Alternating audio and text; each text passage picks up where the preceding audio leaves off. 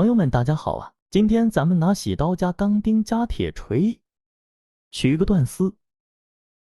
洗刀取断丝啊，大家一定要注意，一定要多注意观察，千万不要上到丝扣啊！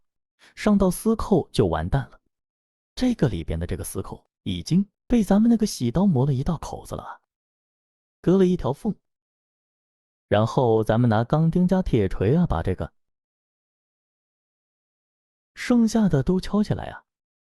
咱们已经敲出一块来了，这是第二块，一定要取出啊！最后一块也马上就出来了。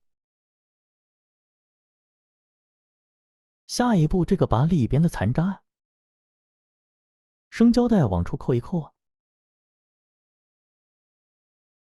这个断丝已经取出，才发现这个丝扣是铝塑管的，全铜的接头，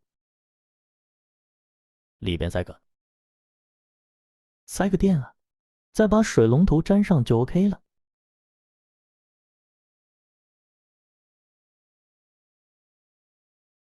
好了，断丝已经取出，水龙头已经安装完毕啊！